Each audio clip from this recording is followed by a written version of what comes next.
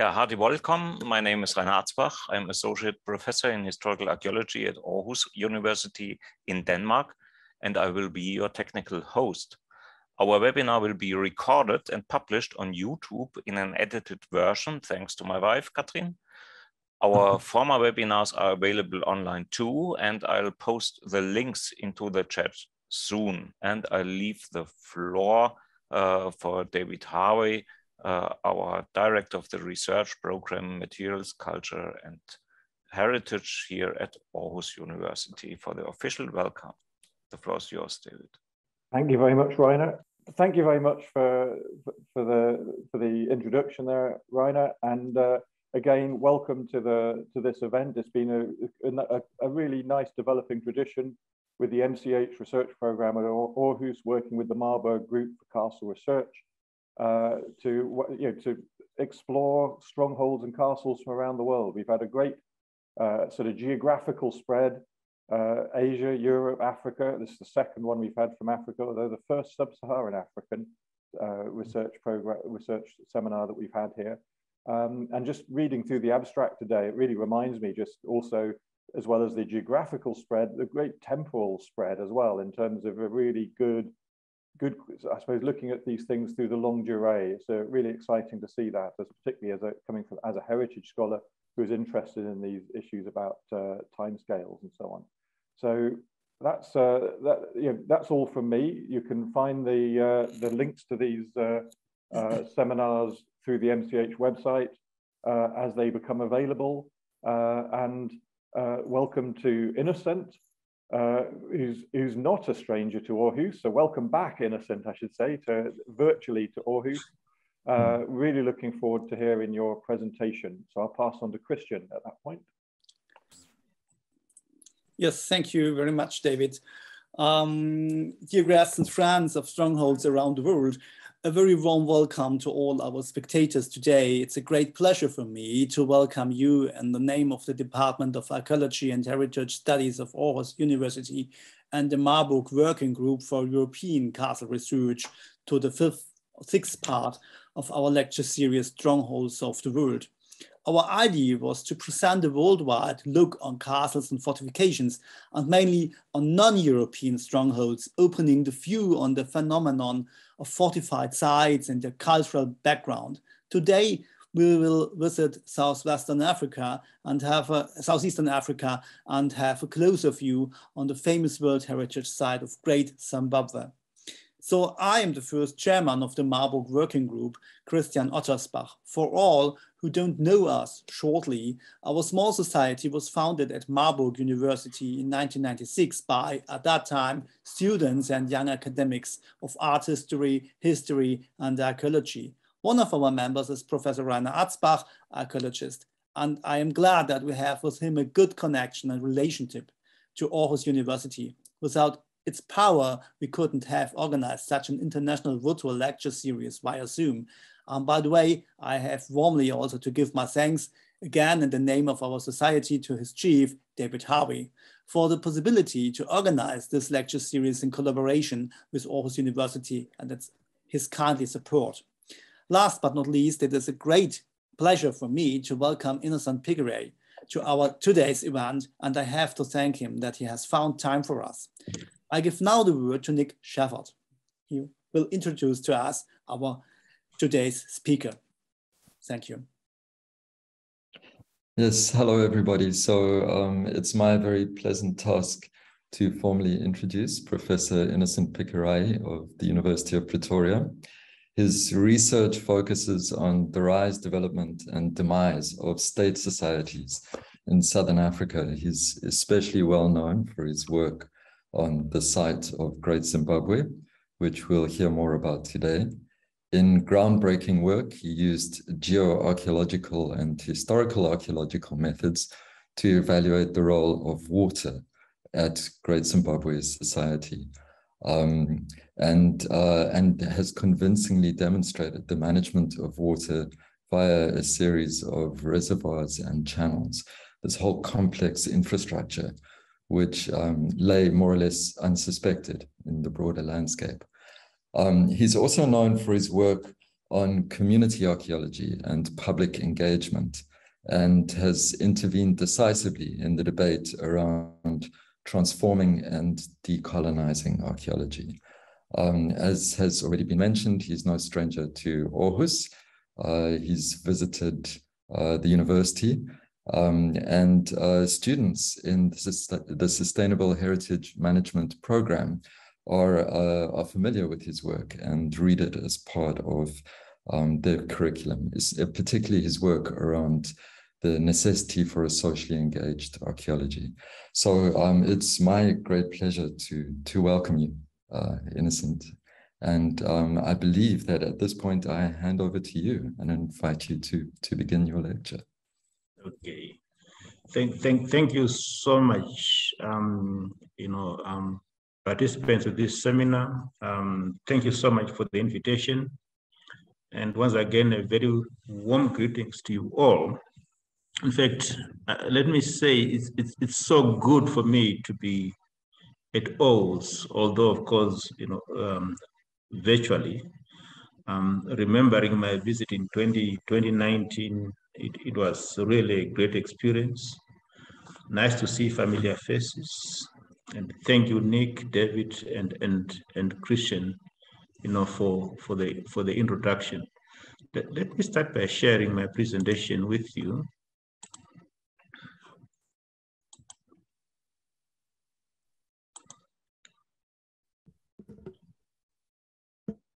Can you all see my presentation? We see your presentation, but yes, thanks. Now it's in full screen. Okay, right.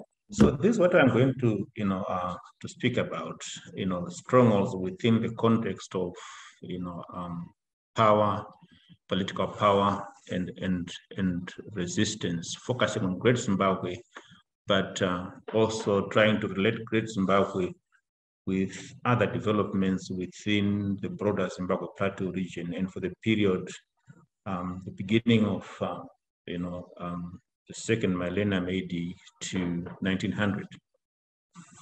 So what I'm talking about here is really, a contribution in what we have already introduced, at the beginning. It's really a cross-global conversation on strongholds. And thanks to you, Reina, and your team for this, invitation. I think it's more than just, a presentation for me. It's really a privilege to be part of this global conversation. And I'm going to make my task, very simple to, the participants, in the sense that what I will do here is just to give you the context in which Great Zimbabwe was interpreted as a stronghold, and then give you my views about it, and also try to relate my views with what is happening elsewhere, on the Zimbabwe Plateau, and particularly, around the time, the Europeans arrive in Southern Africa and move into the interior. Now, this slide here, just to give you the context, presents what is referred to as the medieval states, for lack of a better term. But really what we are talking about here is really a broader spread of African complex societies or state societies or kingdoms, depending on how you want to look at them, dating to the last 2,000 years or so, hence the term, the quotation marks, the medieval context. So if you were to look at the West African region here, the major kingdoms referred to here are the, your Ghana, your Mali, your Songhai, and then you look at Nigeria, your Benin, and your Ife. There's a lot more happening here in Central Africa in terms of the Lunda states, and then the Congo.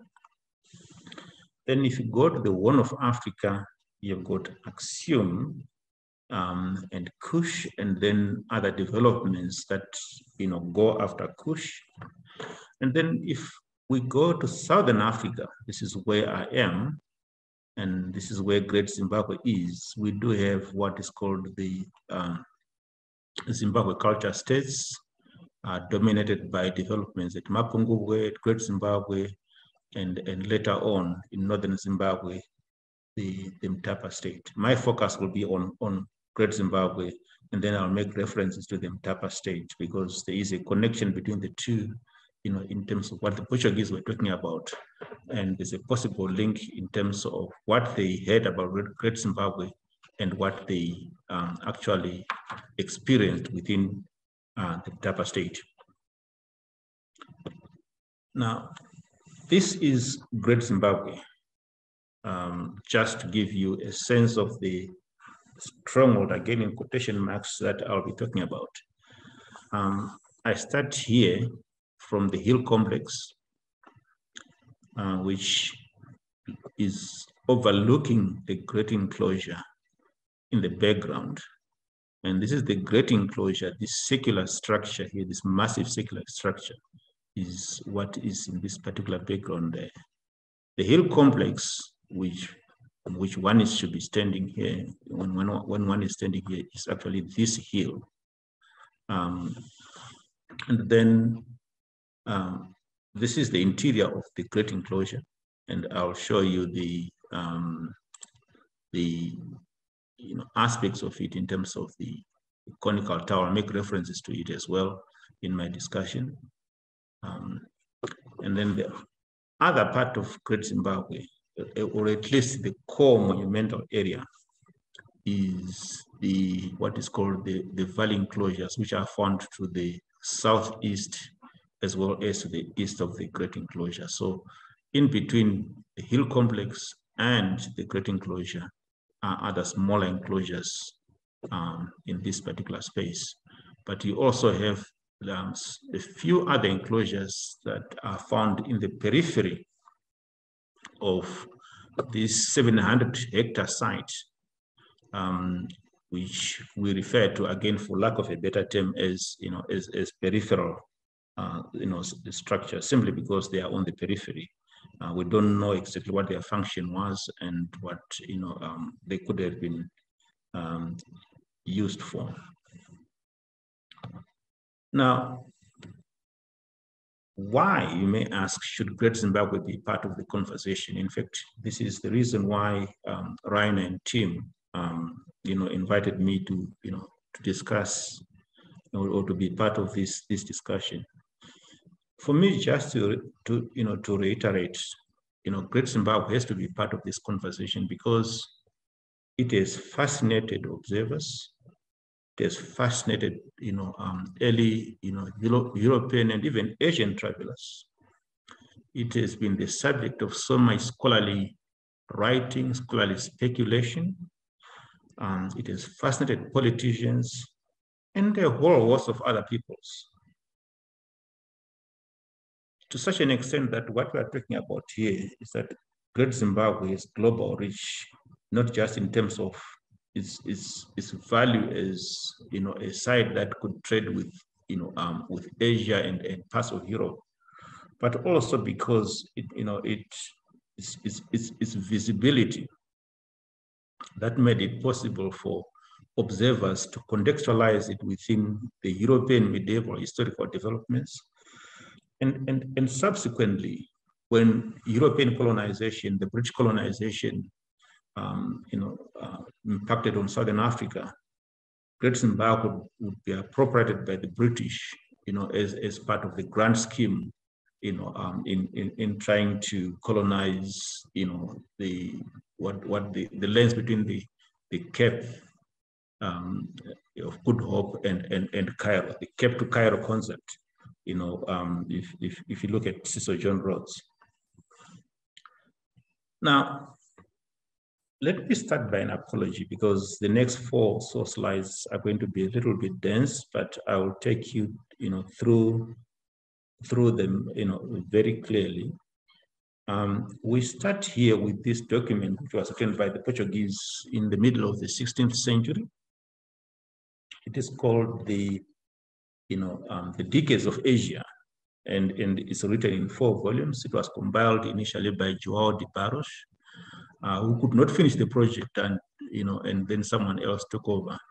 But what is crucial for me here is this particular document, that was written, or at least compiled in in the middle of the 16th century, 1552. This document makes references to mines, in a certain district on the Zimbabwe plateau called Toroa, and in a kingdom that is referred to as Kutua. And they say this kingdom is ruled by a prince called Burom, and this prince is a vassal of another state, and then where I have highlighted in yellow there that, in that particular country, you find a square fortress with masonry within and without, built of stones of marvelous size, and there appears to be no mortar joining them, right? And then at the very bottom there, and this is my own, emphasis in terms of highlighting, they say this edifice is almost surrounded by hills upon which others resembling it in the fashioning of the stone and the absence of mortar, and one of them is a tower more than 12 fathoms high. If you look at what João de Barros was writing in the middle of the 15th century, clearly he was making references to Great Zimbabwe. And the building in question here must have been part, at least, of Great Zimbabwe, because this is the only building, with the tower is actually the Great Enclosure, which I've shown you earlier on and which I've repeated here by, another slide. So this is why they say this edifice is almost surrounded by hills, and these are the hills that you see, to the south. You also find hills to the east and west and even the north. And Great Zimbabwe is sort of situated almost in the middle of those hill formations. So instead of a square fortress, what he was actually talking about was a circular structure in which you find, a conical tower of this nature, right? It's the only one that we know about Great Zimbabwe. Now, if you engage that particular document further, and again, my apologies for the density of the text, what you find is that there's references to Great Zimbabwe actually is, a royal palace or something equivalent. By mentioning a royal palace, this is my interpretation, I must admit. But crucially, what he was talking about is that all royal courts in that world were referred to as Zimbabwe, and this is the way the term Zimbabwe was written. It's almost like how we write it today, and that term signifies court, because they say for every place where the king or the Medamotapa may be so-called. So wherever you find a Zimbabwe is a royal court, right? But then it goes on to say this particular edifice was guarded by a nobleman who was in charge of it, after the manner of a chief Alcaide, right? Now, the rest is speculative in terms of what it was, but I'm particularly interested in the references to who was in charge of it, the equivalence of the person who was in charge of it. But crucially, what it says is that this reference or this mentioning of a chief Alcaide is saying something to the effect that Great Zimbabwe was probably, a fortification, and I'll allude to that issue in the next in the slide after the next one.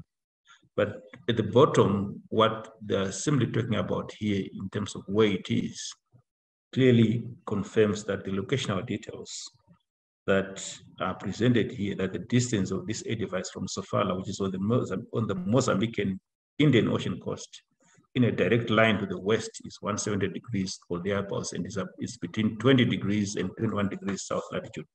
This is precisely where Great Zimbabwe, or at least the cluster of Great Zimbabwe, is found. Now, and this is the last dense cloud, slide that I'm going to give you, in terms of that particular document. So the question then is, it's not that one, is, what is the decade or the decade that Asia speaking about? It is making references to conflict. And this reference is around the control of the gold mines, which are in the area and beyond.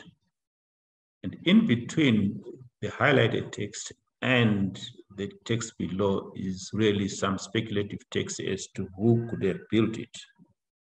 But the idea was that it was probably a Queen of Sheba structure, in probably the land of Prester John or thereabouts, to protect the gold mines. And these gold mines are actually owned, by the prince that was referred to earlier on in the text as, the Prince Purom, right? So that's what this text, says. So the question is then, did Great Zimbabwe serve as a fort? I return you to the reference earlier on,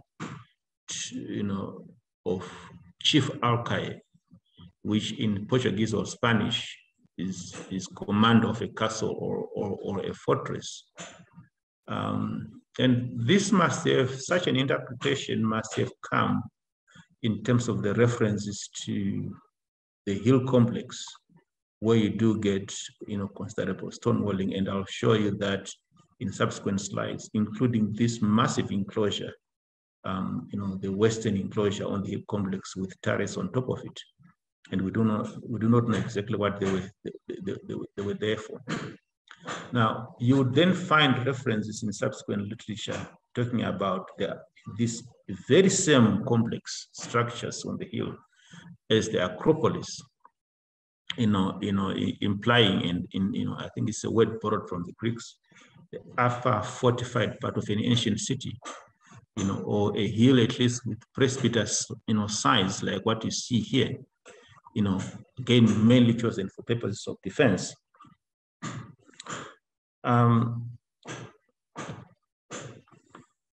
This kind of narrative, of Great Zimbabwe as a fort would then be taken over by late 19th century explorers like the German geologist Karl Marx, the first non-European to have visited Great Zimbabwe and written something about it, and publicizing it to the Western world, and who depict sections of Great Zimbabwe, in terms of, square masonry. Although he visited it, it's very clear that he was not able to visit every part of the site, because he reports from this particular structure here, which is supposed to be the great enclosure. He found it extremely overgrown, dense with vegetation, and one would want to suggest, or at least assume, that he may not have been able to reach parts of the sites. I'm not so sure whether he also reached the hill complex, which is this particular hill. But the manner in which he portrays this particular, site is that it must have been a fort, given the manner, the way in which he depicts some of the structures which do not actually exist, especially these sort of rectangular, semi-incomplete structures there. Now, if one looks at early European and tradition interpretations,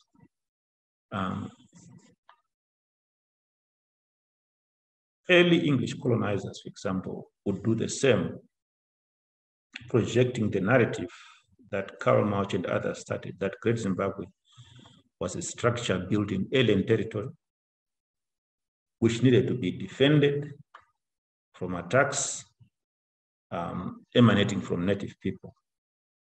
So you get references to, that particular site as in terms of hill fort, in terms of acropolis, and then the great enclosure is actually presented as a temple. And I still have to hear of some temples, be they in Asia or in Europe, that would also serve as either fortifications or as strongholds of whatever kind.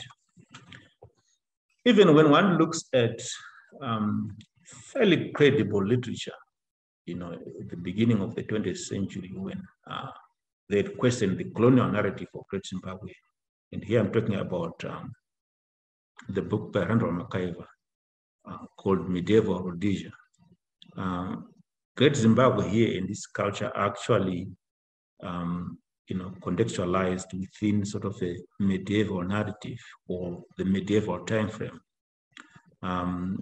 The idea was simply about dating Great Zimbabwe, sort of rather than sort of saying Great Zimbabwe was actually medieval in character. So I'm not trying to, I'm really trying to get David Randall McIver as accurately as practically possible, because as a volume, I find it quite, quite useful in terms of reinterpreting Great Zimbabwe from a context which by then was seriously dominated by antiquarian approaches to understanding the very same context and the very same site. And that would bring us to the discussion that would take place, I want to say, from the 1950s onwards, including the 1970s, when researchers like Peter Gallagher had to be exiled from Zimbabwe because of the manner in which they tried to reinterpret Great Zimbabwe in terms of local authorship. Up to the present, when some of us are also participating in the discussion on the city, where we now see developments at Great Zimbabwe not just as a site, but really a site that can be looked at in some form of pre-European event developments that would compare with mega structures that you find in Asia, in Europe, and other parts of the world.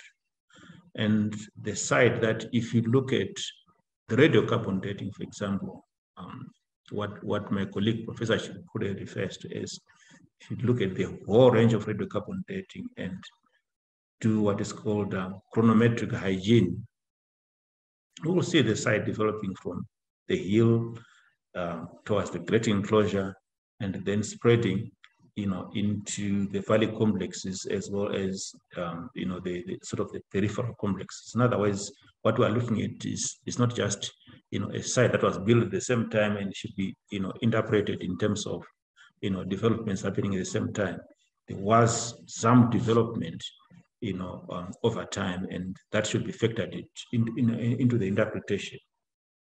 So the real issue here is Great Zimbabwe should not be seen as a fort in the European sense, but in my view, it may have been a stronghold of some kind. And this is where I come in, especially when I make this presentation of the hill complex. Now, look at the boulders on top of the hill complex, the massive granite structures that you see there.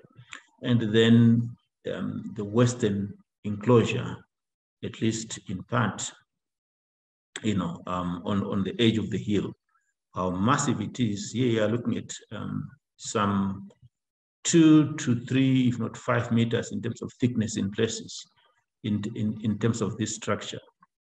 But also look at other parts of the site beyond this particular enclosure. When you get into the boulders, how these boulders are actually part and parcel of, or at least they are an extension of the sort of the granite, the granite, environment.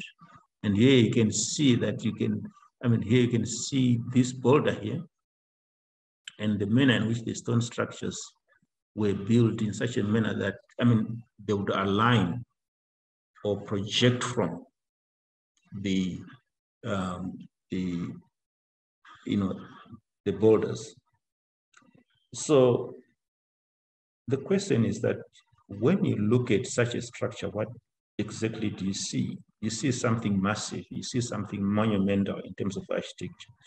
You see something very, very elaborate, in something that is extended in terms of form from the natural environment to something that is anthropogenic, something that is human in terms of nature, to generate spaces, that could be used, both in terms of the inside and the outside. And just to give you a plan of the hill complex, and this is what I've been talking about, and I was showing you this particular bit and these boulders here.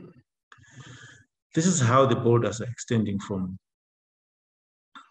are standing from the complex set of boulders that I was showing you into spaces beyond, and being integrated into parts of the hill.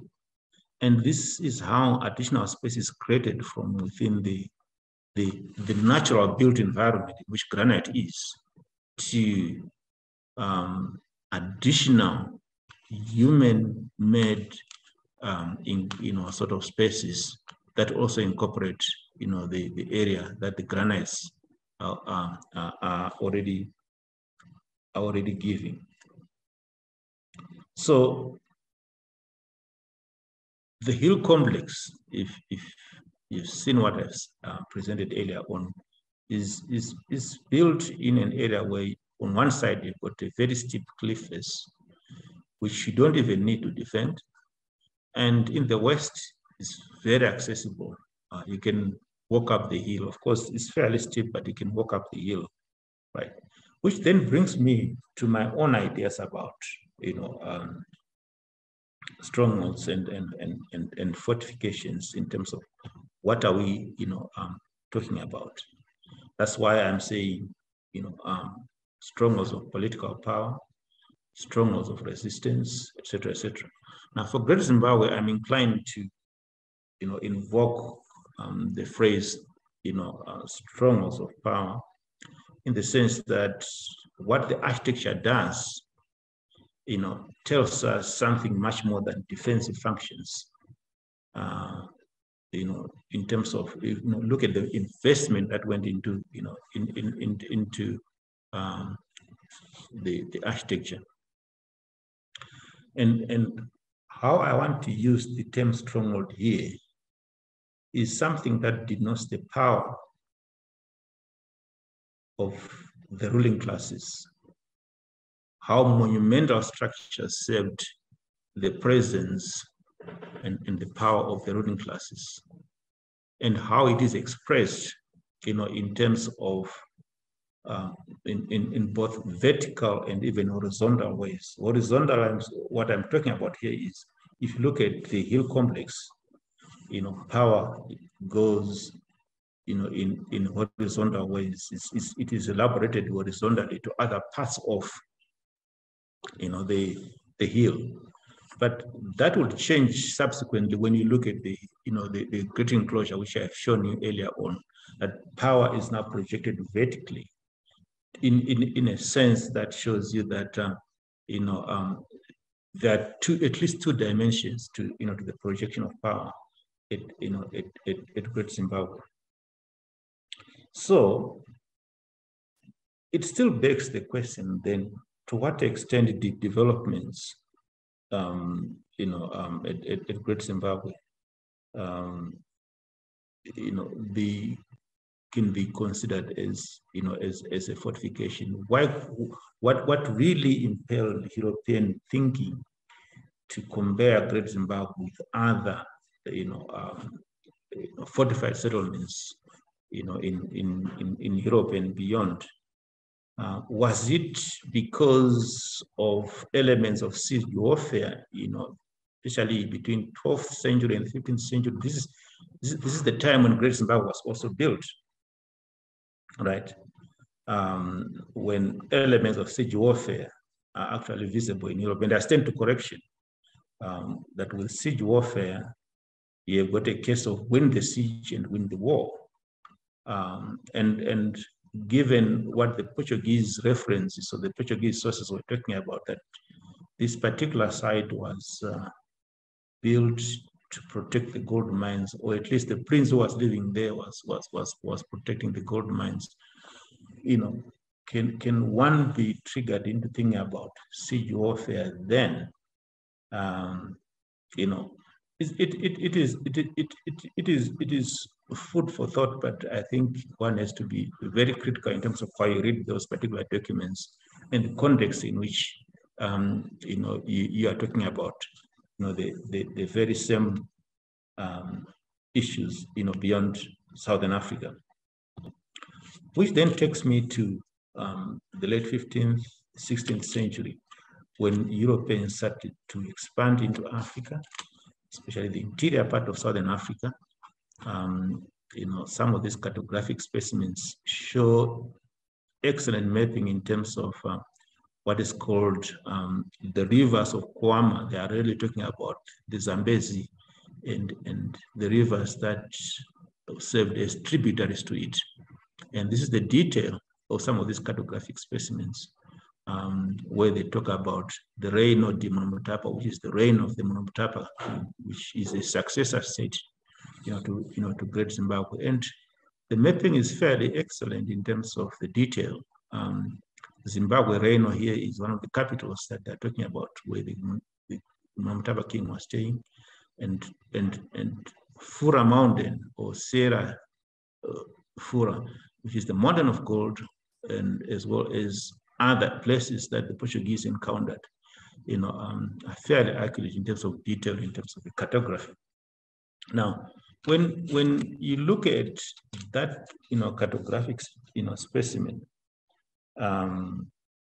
and this northern Zimbabwe plateau, what you actually find is really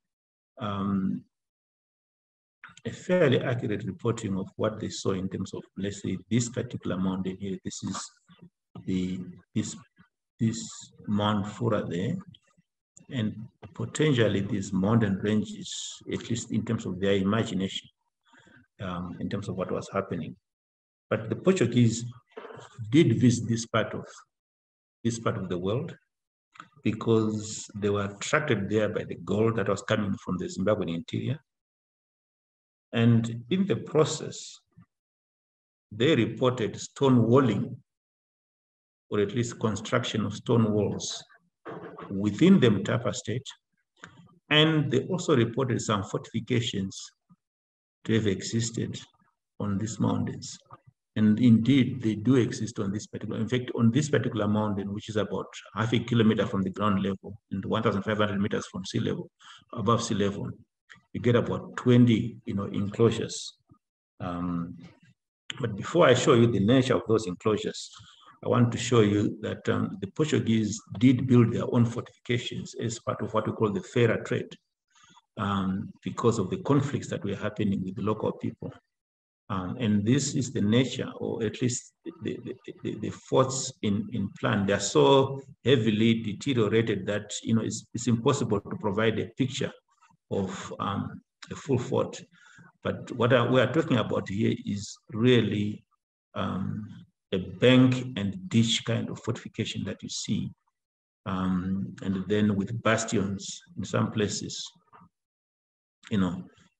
just to protect those staying inside from attack coming from the outside. They were not really very strong given their size, but they were actually built, to protect the Portuguese traders and those who were working with them, to secure gold and ivory from the locals. But then back to what I would call strongholds of resistance, is that on top of one of those mountains I was showing you, this is what you get, in terms of fortifications. These very rough structures built from schists blocks with some square windows, all around. And this is one of the square windows here. which is this one. We call these loopholed stone structures. In my surveys, as part of my doctoral research with Uppsala University in the late 80s, early 90s, I recorded over 50 of these structures in that area, including the 20 on the mountain. And clearly, when you collect this evidence with what is provided in the Portuguese documents, you know they served as functions to do with fortifications. So that's why I called them strongholds of resistance, because they were there to resist European siege attacks, and actually may have involved the use of guns, as firearms actually found their way into the African interior post 1570. We know from the Portuguese records that there was a lot of intergroup fighting, and this actually resulted in fortified settlements. Now, this should not actually be confused with what archaeologists and historians would define as the refuge tradition. The idea was to try and understand the archaeological record post-1500 up to the 19th century, that most of the African settlements that archaeologists were encountering were simply of the refuge tradition, because they were actually finding a lot of fortifications, or at least fortifications with the mountain, with the mountain location too, as part of the resistance, strongholds of resistance to, in terms of intergroup fighting, or in northern Zimbabwe as part of this resistance in terms of Portuguese colonial rule. So in conclusion, if one is to look at 19th century settlements, for example, in southern Zimbabwe, this is very close to the Great Zimbabwe, and this is just to the east, I think some 10 kilometers to the east of Great Zimbabwe. You see traditional homesteads here with a lot of farming in the background in terms of the context, but also there are these sort of granite formations, these castle copies, these bone heights, etc. Now, the question is, how should we perceive, strongholds, in the Zimbabwean context? Given what that society was increasingly interacting beyond its own sort of context. In other words, there was long distance interaction. Sometimes it would trigger conflict. A look at Karanga settlements in this part of the world in the 19th century would make us think about stronghold in a different way. People did not necessarily have to build fortifications, but the use of modern locations as hiding places was one such possibility. Boulders in themselves do provide enough fortifications, depending on the amount of siege that one is subjected to. So beyond, the point that I'm making here is that when you're looking at Southern Africa, you are actually in the context of strongholds, one should also look at the environment and how people would use the environment in an anthropogenic way that cannot be traceable in the archaeological record. When we are talking about this topic. So some of these boulders, in my view, were actually used for that, because we know of traditions that refer to them as hiding places. And we know of settlements that still existed, in that context. People would simply leave them and then go and hide and come back. But what other forms of strongholds can we think of beyond fortifications and beyond warfare is something that I would leave for now, as part of the discussion. And that concludes my presentation. Thank you very much. Thank you very much, Professor Piqueray. I want to check in with Rainer and Christian. My understanding is that that I should chair the next part of the proceedings, right? Would you like me to chair the discussion? Yes, that's right. Yeah, fantastic. So let's get right to it. A super interesting presentation. Thank you, Innocent. And a slight challenge, I think, implicit in what you've been presenting to the organizers of the seminar series. Certainly fascinating perspectives from Southeast Africa. So amongst the questions that you posed towards the end of your presentation, how should we perceive strongholds in a Southeast African context? Do we need to think about strongholds in a different way and outside of a European tradition of conceptualizing strongholds? And to what extent are natural features being used as part of, as in themselves constituting strongholds in the kinds of contexts that you've been looking at? So I'm going to open it to the floor. But before I do that, I'm going to kick off with a question of my own. The first part of your presentation focused on the site of Great Zimbabwe and the surrounding landscape. And then you took us north and you looked at comparative contexts in the northern Zimbabwe plateau, looking at the fascinating interplay between archaeological materials and the historical documentary record, such as it is from Portuguese explorers, chroniclers, travelers, and so on. So I wanted to ask you a question, not about heading north from Great Zimbabwe, but heading south towards the site of Mapungubwe, which was the center of a kind of precursor state to Great Zimbabwe, I guess. And you've probably guessed where my question is heading, but Mapungubwe site's enormously impressive. And in the center is this large, flat-topped, massive mountain, which may have, in fact, been serving the kind of function that you've been suggesting, acting as a kind of natural fortification or stronghold. But I don't know. I was going to ask you what you think of such an idea. Okay, thanks, Nick, for that. You know, again, with regards to Mapungubwe, and for those who are not familiar with Mapungubwe, we are talking of perhaps precursors to to Great Zimbabwe. I mean, radiocarbon dates, depending on how you interpret them. But it's really a state-level society that one finds in Southern Africa, further south of Great Zimbabwe, about 300 kilometers to the south,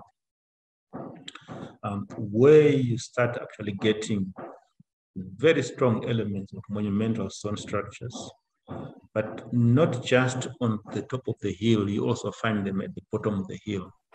But then if you look at the totality of the evidence in terms of the spatial spread of sites like that, you see settlements at the bottom of the hill and also going up towards the summit. And one can see that in terms of functionality of the site, you are not just really looking at just one place, which is the summit, where some would link with royal settlement, and I have no objections to that, because space would dictate that the lesser in terms of the built environment they have at the top, perhaps the more the space the elite would need to elaborate themselves.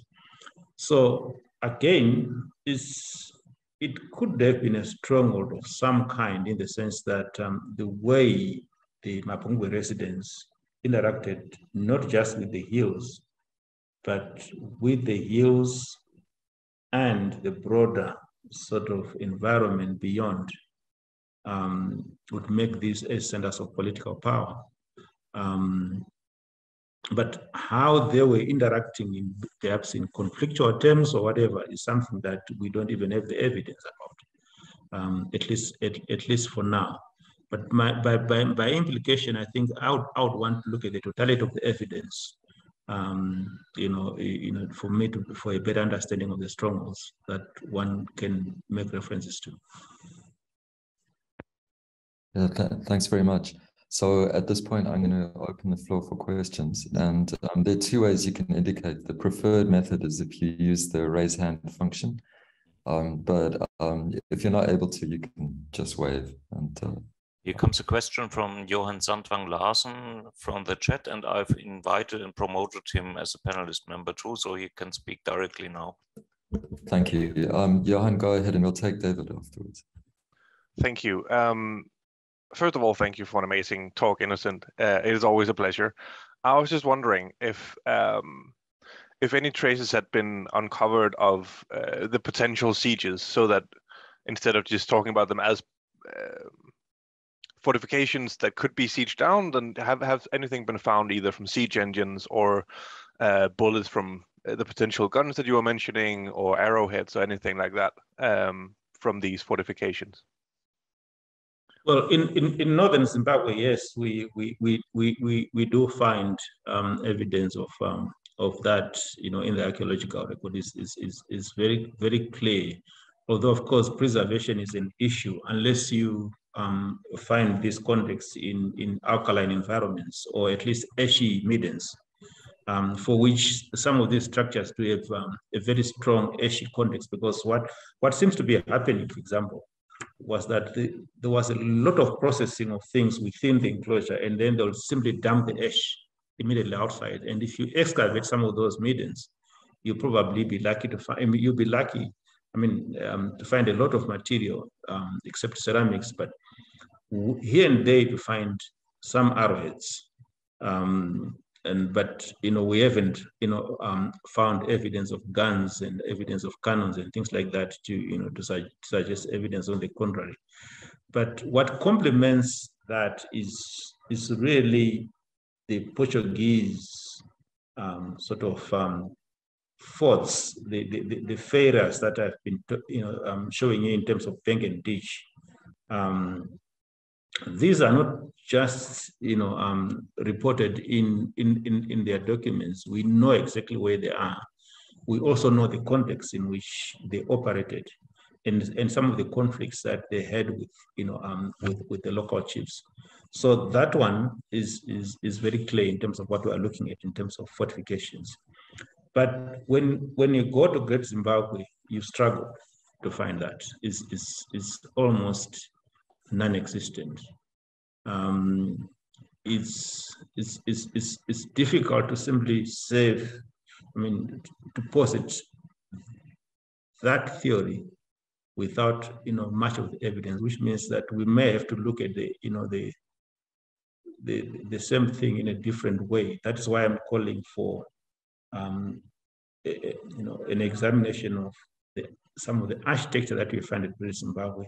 It's linked to the natural environment and what it means, for a resident to be staying in a hill that is already well fortified, and it doesn't need overinvestment in terms of, such a structure. And then comes this issue to do with the wars that are reported by the Portuguese. Yes, they were taking place at the time of transition, and I think these were the last days of the Great Zimbabwe as a center and as a state that control seems to have shifted to the north. So conflict was part of the game for sure, but did it involve siege warfare? And then if you are looking at monumental structures such as Great Zimbabwe, what is that you are looking at? In terms of the stronghold aspect. Because I want to look at the stronghold beyond a fortified settlement. If you are fortifying it, what are you fortifying and where exactly? Is perhaps the question that it's a counter question rather. Perhaps I'm not helping you, Johan, but it's a counter question which is a bit of a nightmare for me as well. Yeah. Thank you.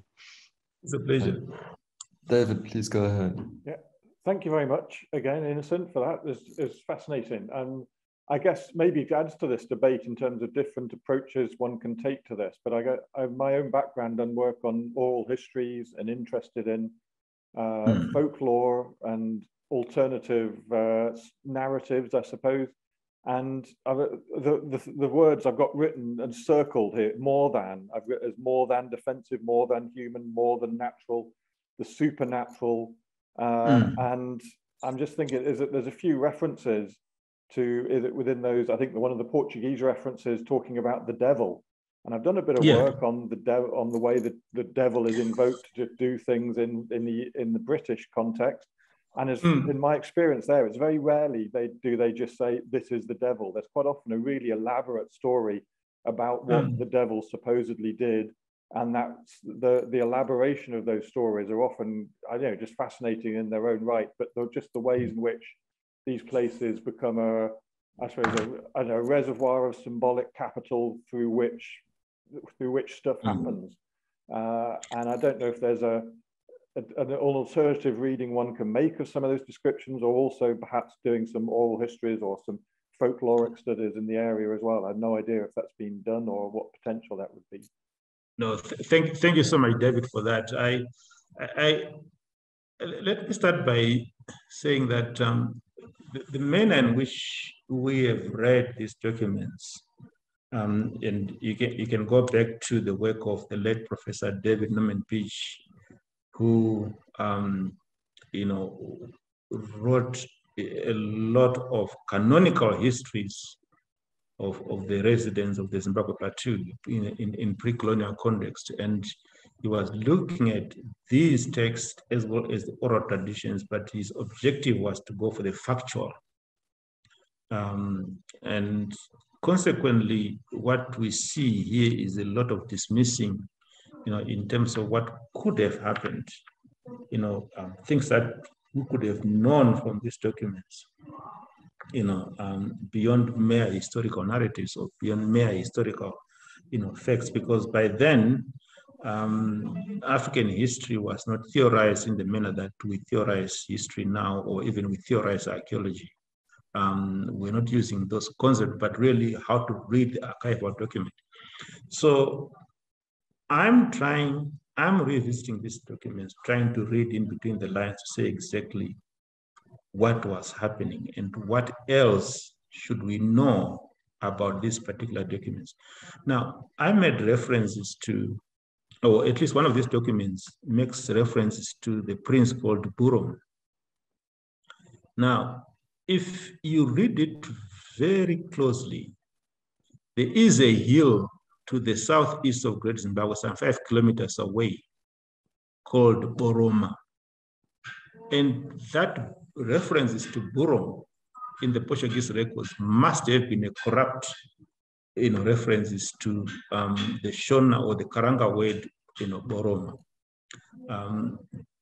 The locals refer to that hill, and then if you go to that hill, you find a lot of burials. You find a lot of rich springs in terms of the water, that some of the residents of Great Zimbabwe relied on. So there is sort of a rich tapestry that, of the past that we can get if we reread the documentation. So for me, it's only a start. I cannot say whatever has been done has already been dusted, and that's all what we need to know. I think there's potential, if we reread the narratives, to say exactly what is that we have been missing that we can actually get from the records. So I take that as actually a suggestion from you, David. I'm actually doing that in a chapter that I'm trying to submit to the Oxford Handbook for Oral Traditions, re-looking at the traditions on the origins of one of them, the states in the Mutapa state, and reinterpreting traditions, in terms of what potentially have happened with Great Zimbabwe. What do they say about the conflict that we are getting from these documents that could have led to societies either leaving the southern part and forming a state in the north? That sounds fascinating. I'd love to read that when it's done. Okay. Well, I'm submitting the first version in August, and it's going to be online. Right. Yeah. Excellent. Thank you. Ryan is indicating. Go ahead. Yeah, Ryan. thank you. First of all, Innocent, thank you very much for your impressive presentation. This is quite interesting and exciting. From an archaeological point of view, I would like to ask two questions.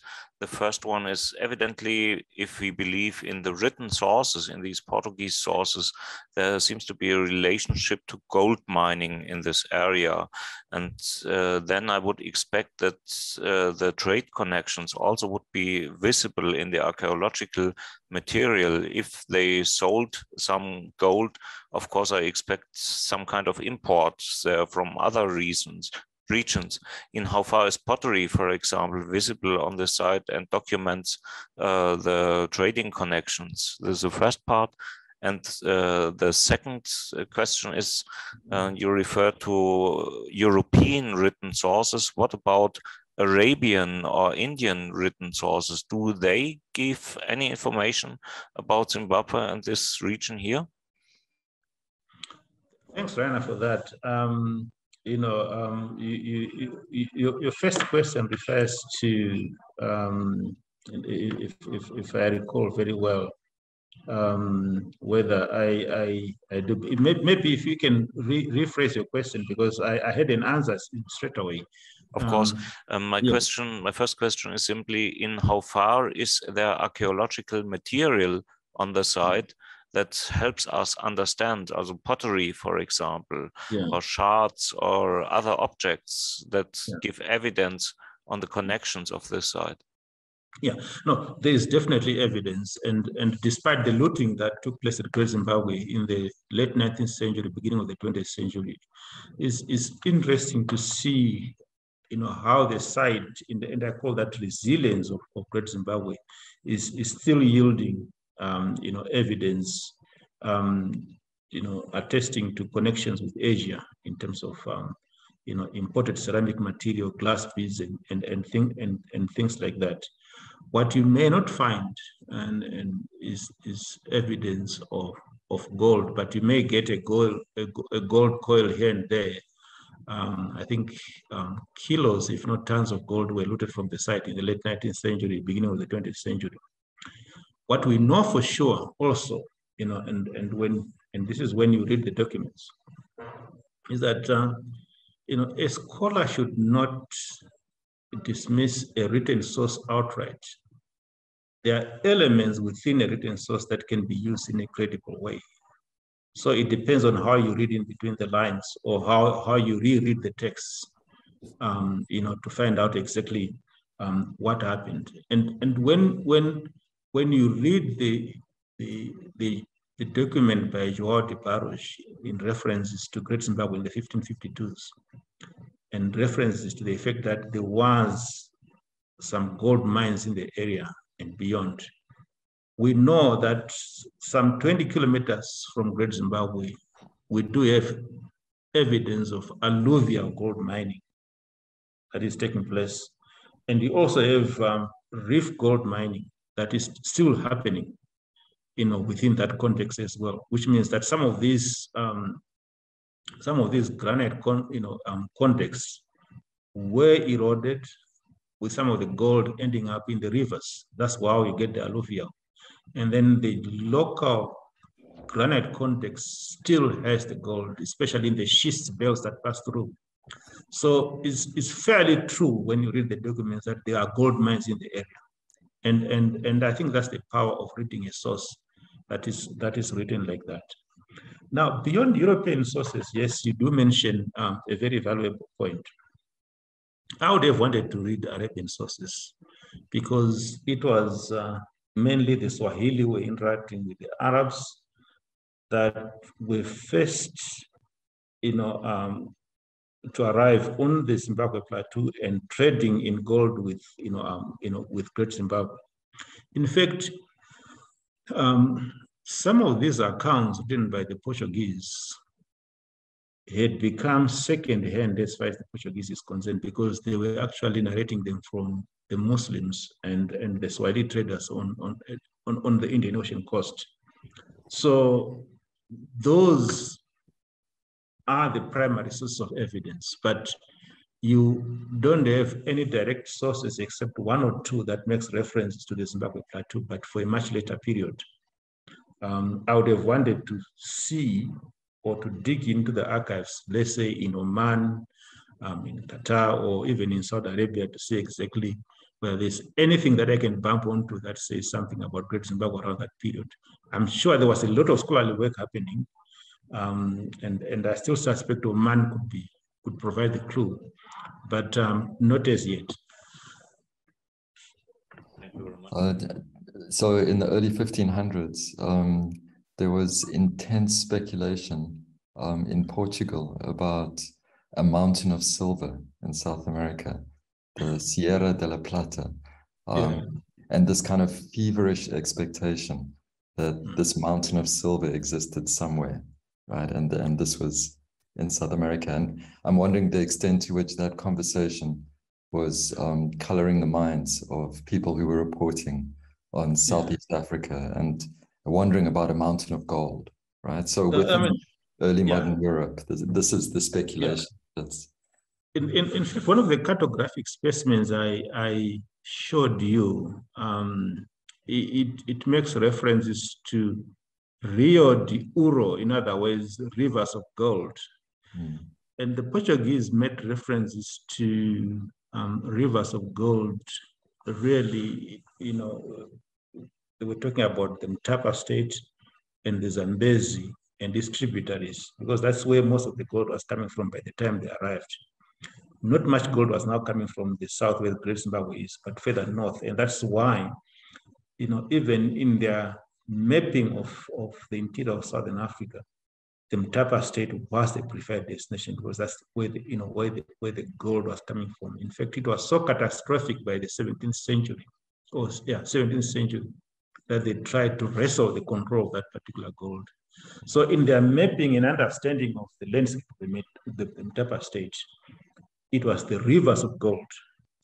And then, you know, some of the mountains, yes, Sierra de Ouro, you know, it was the mountains of gold that, you know, so everything was seen in golden terms.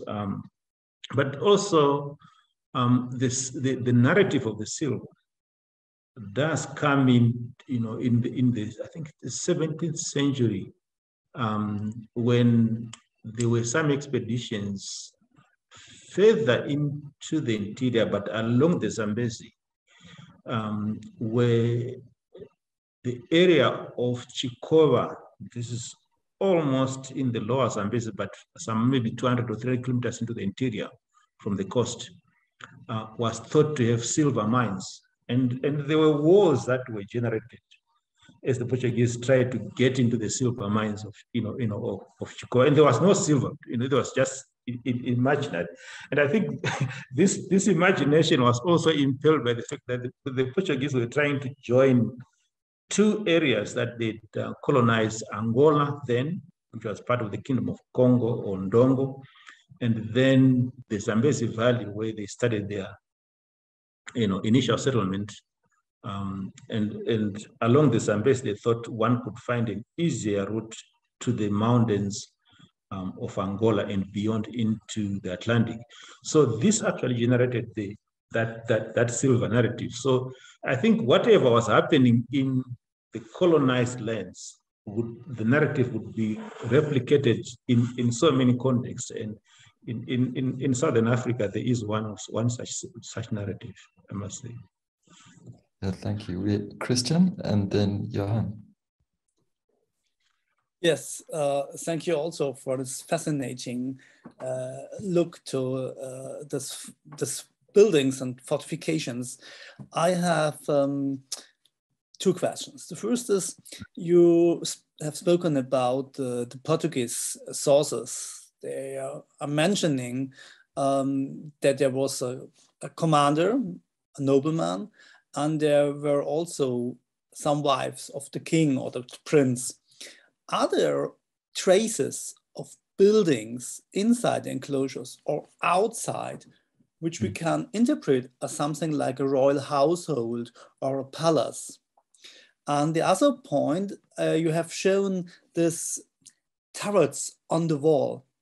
And my idea was, couldn't that be turrets for signal fire? Because it is, you can see it from far away, or perhaps fires as a part of a ceremony, a royal ceremony, something like that.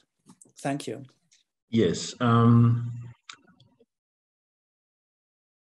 Traces of a royal house. I think when one interprets Great Zimbabwe, the current interpretation is that as much as royalty shifted its palaces from region to region, as seems to have happened on the Zimbabwe plateau, a look at the radiocarbon dates, in relation to the settlement at Great Zimbabwe would show that the hill complex was the first area to be inhabited. In other words, stone walls were first constructed there. And then there was an expansion of the settlement to the lower parts of the hill. And it would appear that at some stage, royalty had moved from the hill to the great enclosure, possibly, and to the valley complexes. Because the material remains in all those three domains or spaces is the same. And what also seems to have happened was that, by the late 16th or let's say late 15th into the 16th, 17th century, it would appear that some parts of the settlements were no longer habited, which means that there was a potential shift in the royal palace from where it originally was to begin with to the great enclosure to the valley complex. In other words, for me, there's a possibility that as the town was formulating itself, space was configured within Great Zimbabwe as an overall settlement, and residences could change function, as the settlement grew into not just as a massive settlement, but into a town, into a city, and the palace would also change in terms of its location. But again, it's something that we have been debating. There's a huge debate that started from the late 1990s, and the late Professor Thomas Huffman was a proponent of the fact that only the hill complex was the palace. The great enclosure was a ceremonial place for things like initiation and the like, and then the valley complexes were the residences of the wives. It's a neat way of putting it, but it's not really a credible way of looking at Great Zimbabwe. That is why we think that one needs to look at the dynamics of the settlements and possible shift in functions of structures as the town grows. With regards to the turrets, you are actually right.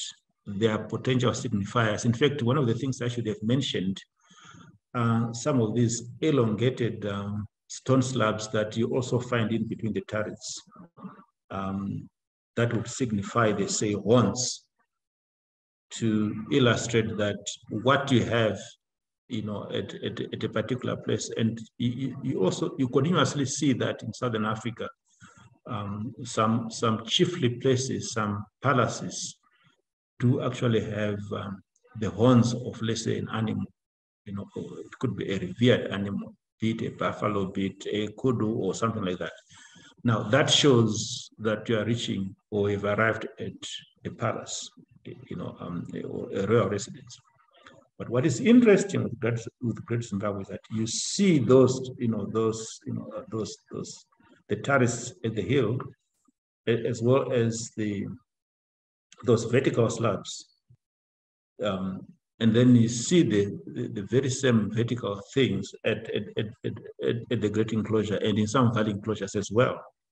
So royalty is depicted in all those things, in all those domains, which means that it also could have shifted, or at least some of these structures could have signified royalty in one or the other. as the settlement developed.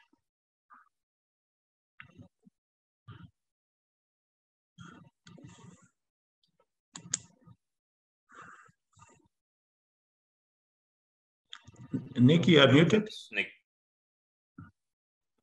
Thank you. Christian, I was asking whether you wanted to follow up on that at all, or you're happy for the discussion to move on? Yes, we can move on. Yes, thank you. Great. Before we go to Johan, I wanted to ask you, Innocent, about the vertical stone slabs carved from soapstone with the bird on top, the soapstone birds from Great Zimbabwe, which are part of the iconography of the place. Were those originally mounted on the wall of the Western enclosure, or where were those taken from? Because they were looted, right, in the late 19th century. Exactly, all right. They were looted, in the late 19th century. Some found their way to Cape Town, others into European museums and the like. What I know for sure is that they were discovered, or at least found, in one of the caves to the east of, on the east of the hill complex. In other words, the eastern valley, not the east, the eastern enclosure on the hill complex. I cannot say for certain whether they were placed within,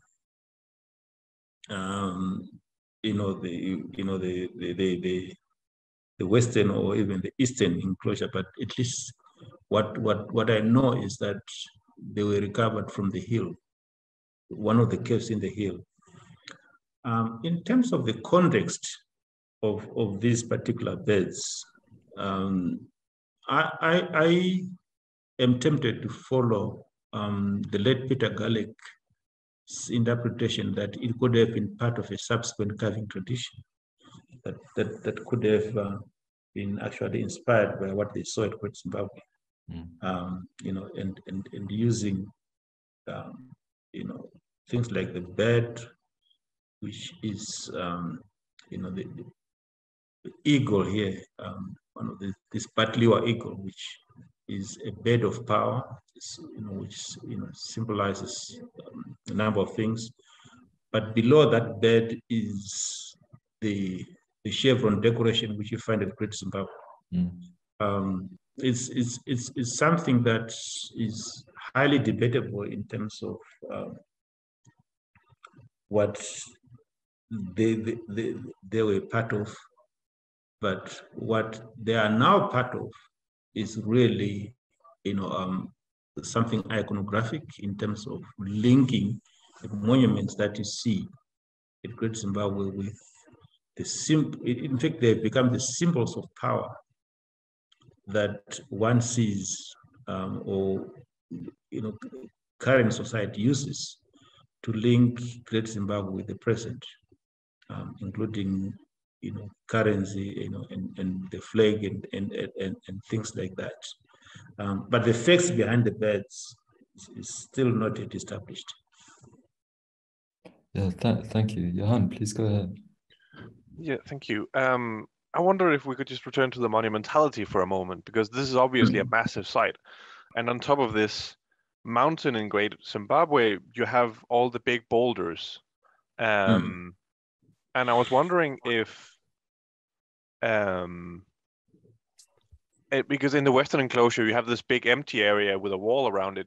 Were there boulders there as well that they demolished in order to create the wall, or is it natural, the landscape that they had, and then they built in that natural landscape, or did they alter it in order to make it look more impressive? Okay. No, what is happening in the Western enclosure on the hill complex is that, within it, you find up to 2.5 meters of archaeological deposits, which shows actually, in fact, what you see now is largely empty, reflects the looting that took place in that particular area in terms of early explorations, the people looking for gold and other valuables. So you can only manage to read the evidence in bits and pieces now that the area has been sort of looted or at least destroyed in that. So there is something within that. So what was happening is that after building those structures, elaborating them, from the borders to other parts of the hill, there were houses that were erected from within that would, house certain people and serve certain functions. So it's not as empty as one is made to think. Of course, you won't find anything inside now, but at least the archaeological deposits have been conserved here and there, just to make sure that no further destruction happens. In fact, one of the projects that I'm trying to do is to simply ask for permission to clear a surface, a vertical surface, and take samples from there to see whether I can, we can subject them to luminescence or other kinds of dating to see, to revise the sequence of the hill, in terms of dating, because it's also part of ongoing debate to say how old was the settlement from the hill, from the hill, and what happened afterwards.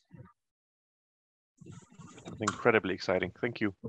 Yeah. You've mentioned it a couple of times, but not everybody might know the history of colonial looting of the site, which is really quite extraordinary. So shortly following the colonial conquest of the territory, in a campaign kind of financed and instigated by Cecil Rhodes, a private charter company was set up with the name of, Innocent, you can help me out here, it's something like the Rhodesian Ancient Mines Limited Company. Yeah, exactly, that's correct. And it was set up with shareholders with the express purpose of mining this archaeological site. Yeah. So miners, engineers moved onto this archaeological site and treated it as a mine and dug an estimated 2.5 meters of deposit out of the core areas of the enclosure. Sifted it for gold, melted down the gold for bullion, and that became the proper. So really extraordinary history, right? This is a site which had existed for 500 years under a kind of local curatorship, and within a few years of colonial conquest was substantially looted and destroyed. Yeah.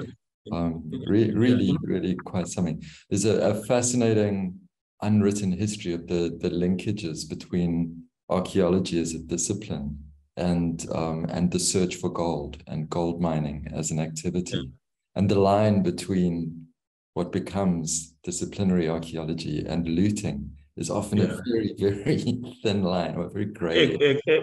Exactly. In fact, what was happening then, from the 1890s up to I think 1920, 22, was that you had this private company looting Great Zimbabwe. At the same time, professional archaeologists were trying to excavate Great Zimbabwe as well. But who the winner was ultimately is the looters, because even the Great Enclosure lost more than 1 meter of archaeological deposits, which makes interpretation very difficult to this day, because you hardly know any way to dig. And if you try to dig whatever has remained as an integral archaeological deposit, you are likely to destroy the final set of evidence that can tell us about Great Zimbabwe in terms of its sequence. So, yeah, it's really a tragedy.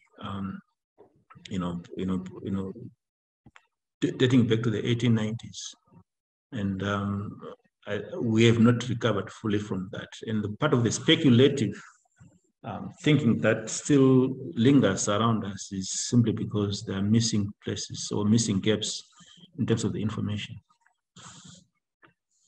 Yeah, thank you.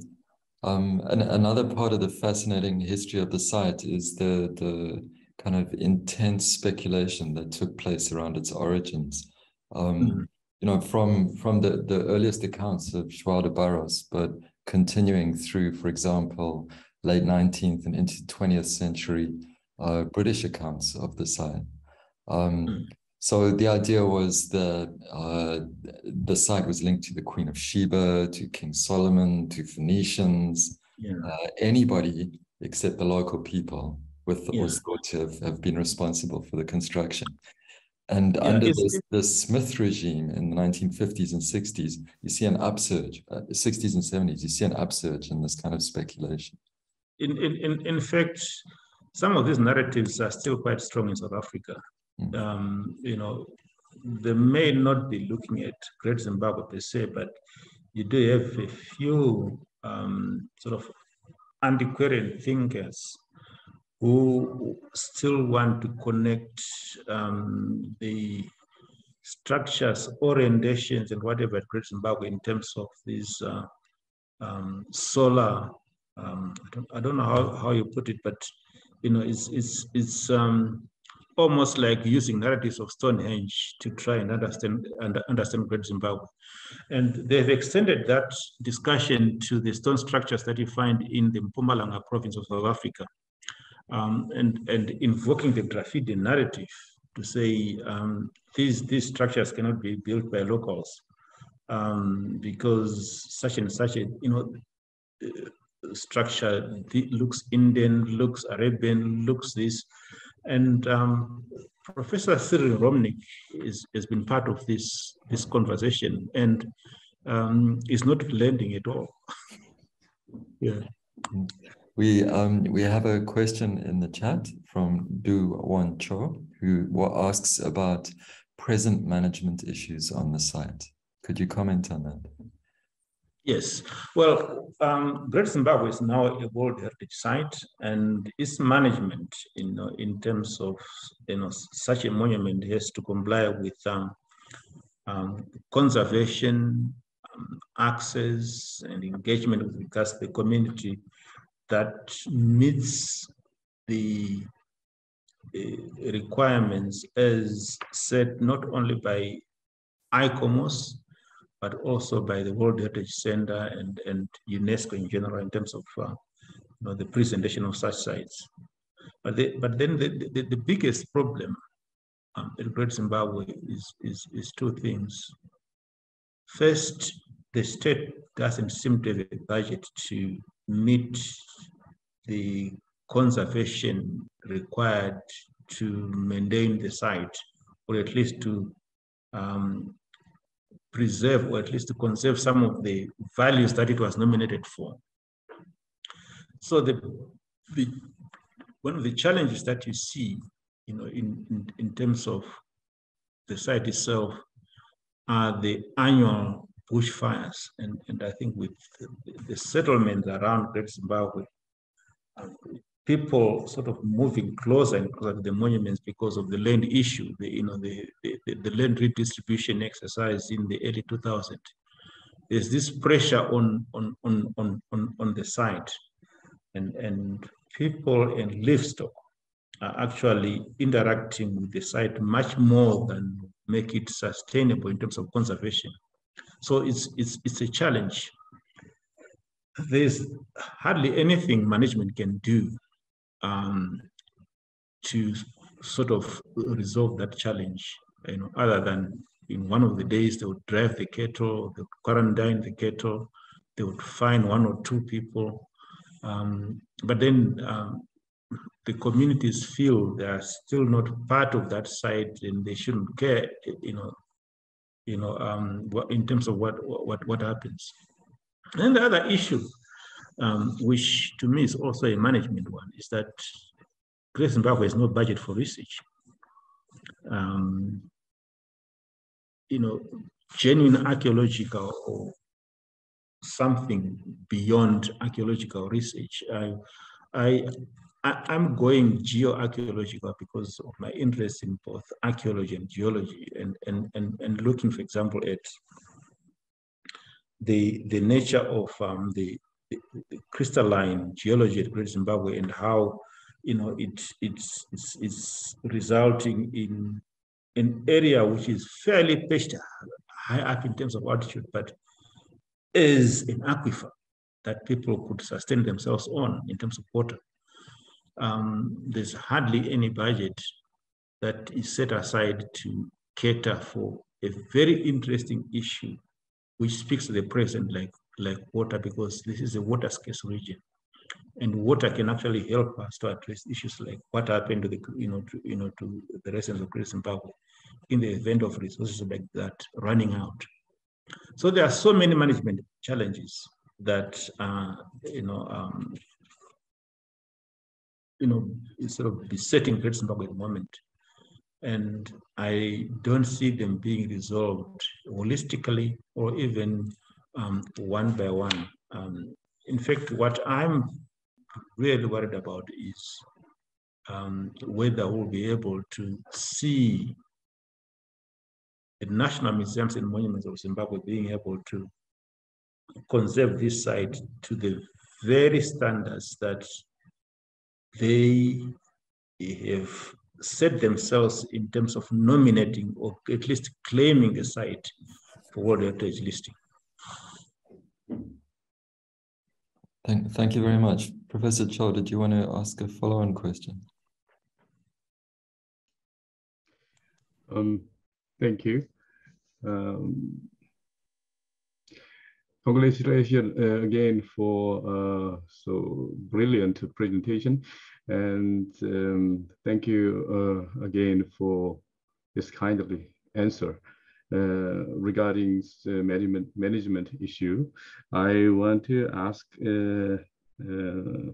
more detailed.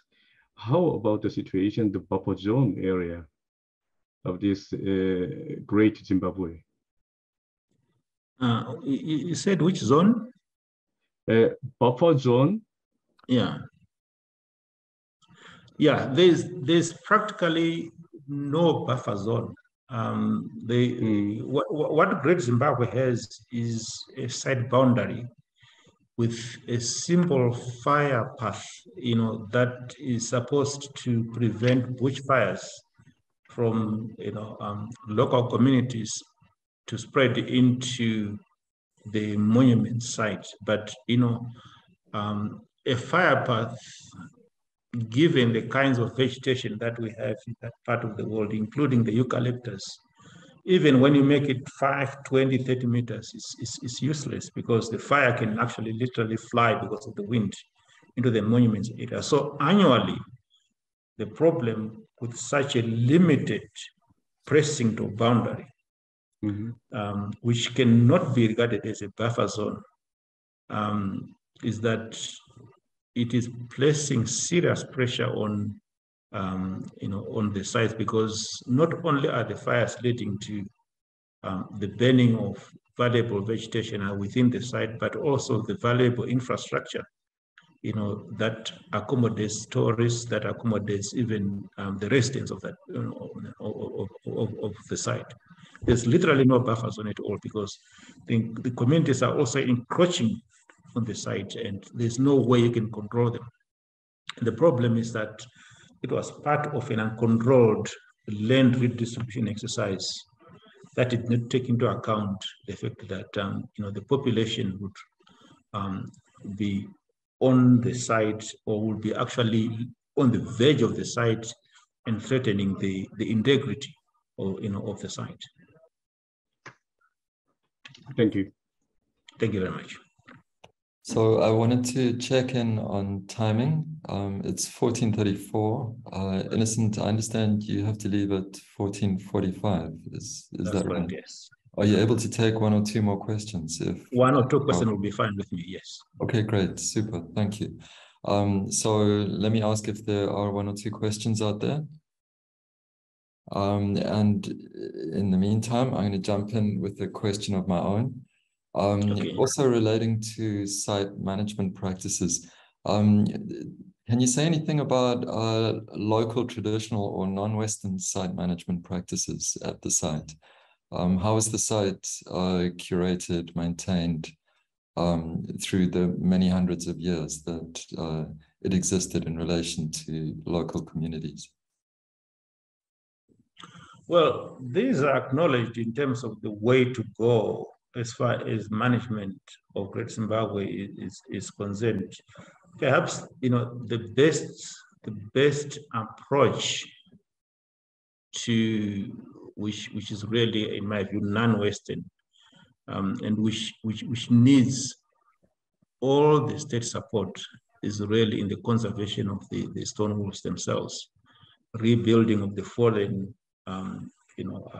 areas of stone walls, and which requires knowledge of indigenous forms of architecture and how to rebuild using those forms of architectural practices. And the same applies to the houses from within the enclosures, which are clay houses, which would require knowledge of local clays and how to conserve some of these houses. Again, it's something that is very localized and which does not require much in terms of international intervention.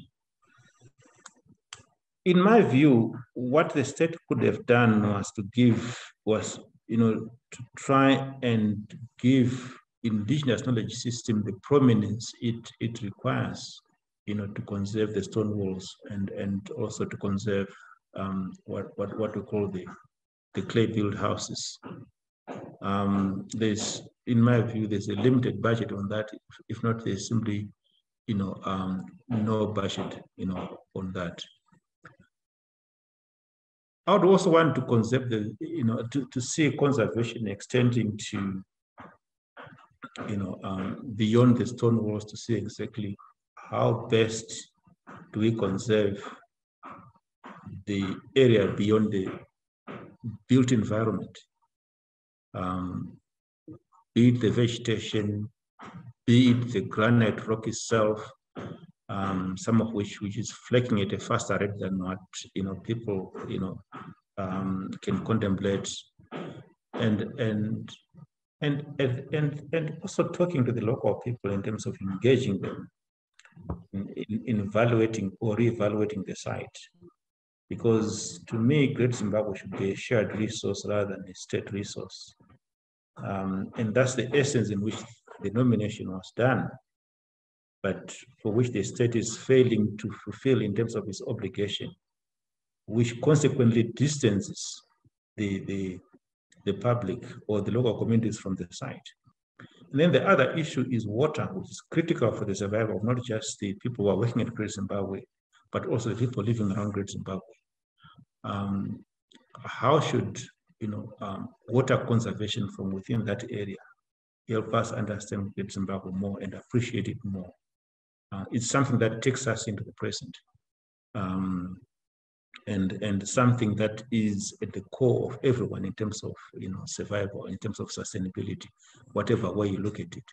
But these issues, in my view, are forgotten because Great Zimbabwe is presented essentially as an archaeological site. Yes, it is national heritage, but national heritage that is managed by one or two archaeologists and nothing more. So for me, it's a travesty. Thank you very much. I'm wishing the SHM students were with us at this moment to hear the last 5 minutes of what you've just said. I want to record that and play that back to them. And I get people have the opportunity to do exactly that. Because you've encapsulated what it takes David and Laura and myself 6 months, I think, to teach in the course of 5 minutes. There's time for one more question. If anybody has a pressing question out there. It's not a question, just a remark. We are recording this session here, so your students will have the fair chance to watch it later. Fantastic. Well, on that very upbeat note, I think it's time to close. Innocent, thank you very much. It's been a fantastically rich presentation and a super interesting discussion. And Rainer has asked that I should give the thanks on behalf of the Strongholds and Fortresses group. I think you've given us a lot to think about. And on behalf of all attendees, thank you very much. Thank you all. And again, it has been a pleasure to reconnect with a lot of you, Rainer, Johan, Nick. The list is endless, and to be part of this broader conversation. So please don't hesitate to trouble me again when you think my contribution will be relevant in another context. So thank you so much. It has been a pleasure for me to be part of this. So it was for us. Thank you very much. Okay, thank you. Thank you very much. Okay. I have to say goodbye and enjoy the rest of your weekend and your summer, crucially. Bye. Bye-bye. Nice weekend.